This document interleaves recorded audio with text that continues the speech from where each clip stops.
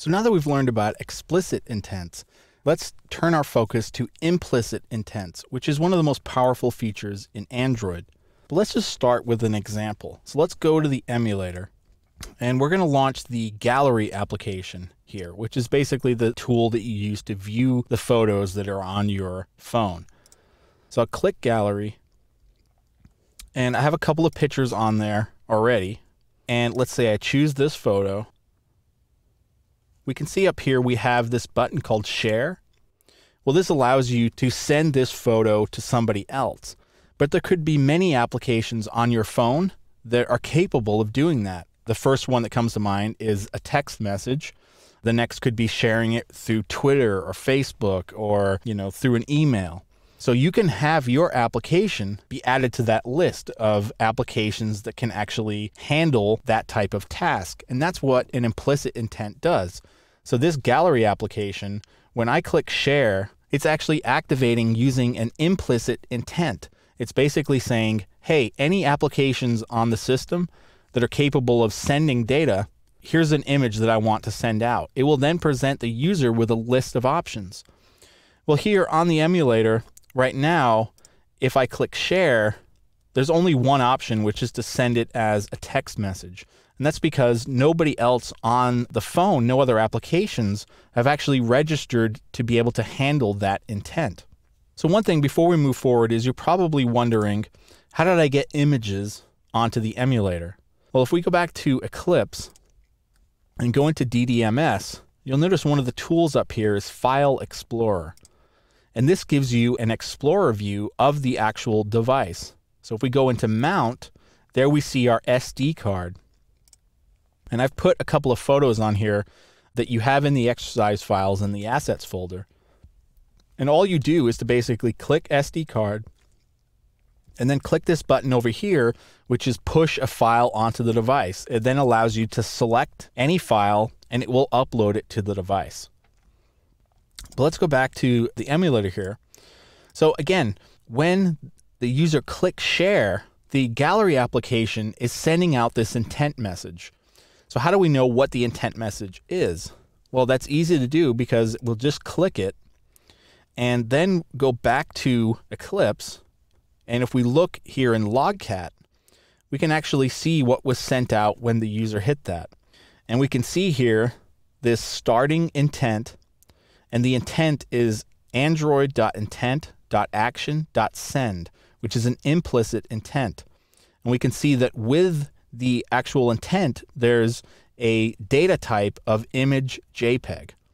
So again, the gallery is sending out this intent with the JPEG information for any applications that are able to handle it. So let's create an application that can handle that implicit intent.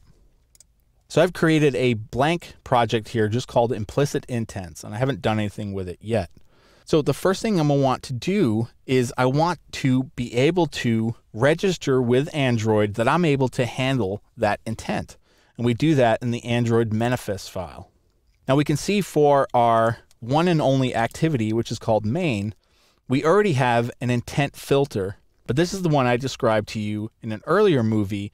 This lets the Android system know which activity to activate when our application is launched. And that's using this action main intent filter. So we're going to add another intent filter, and I'm just going to copy this block and paste it down here. So we can have multiple intent filters. And this is basically advertising to Android that, hey, we're able to handle that intent and that data. So we're going to put in here, this is going to be action send. Now for category, we haven't really talked about categories here. Category is just a way to give additional information to Android about this intent. Traditionally, or in most cases, it's best to just use the default category unless you know that there's a different category that you should use. We're just going to use default here. Now the next thing that we need to add is a data tag. And this is basically telling Android the type of data that we're able to handle with this intent.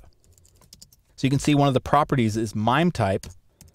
And this we just pass in a valid MIME type value, which is image /. And remember, we saw that in DDMS.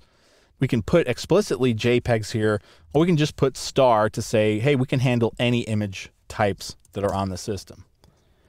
Okay, so just by adding that to our manifest file, now when on the phone or on the device, when the user clicks share or send, we're going to be able to handle that file type in addition to the text messaging application and so on and so forth. So when the image is actually sent from the gallery application, let's go ahead and do something just so we can actually display it.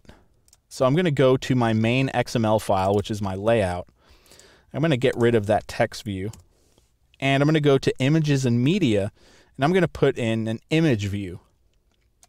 So an image view is just that. It's a component that displays an image. So I'm just going to leave it there at the default location and now go into my Java code. So I'm going to go into main.java. First thing I need to do, again, like we've done before, is to get a reference to that image view component. I'm going to call it IV, and it's going to be find view by ID, r.id. There's that image view.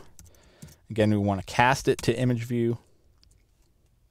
Okay, so now we actually want to set the image view to the image that was sent to us from the gallery that's actually bundled with the intent.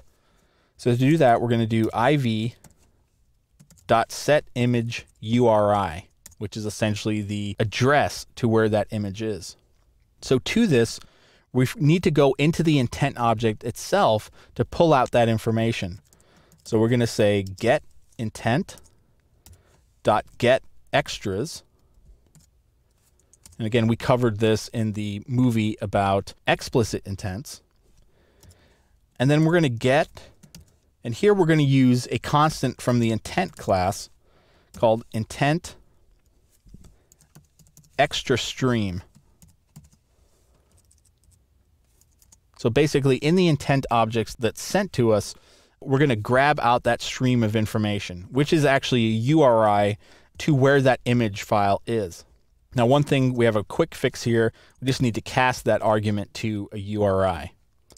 Now, remember, we're not doing any checking here. That's basically when we come in, if we launch this application not through the gallery, we're going to want to check for that. But in this case, we're not going to worry about it. So we're going to run this, and let's actually go to the emulator, wait for our application to launch up.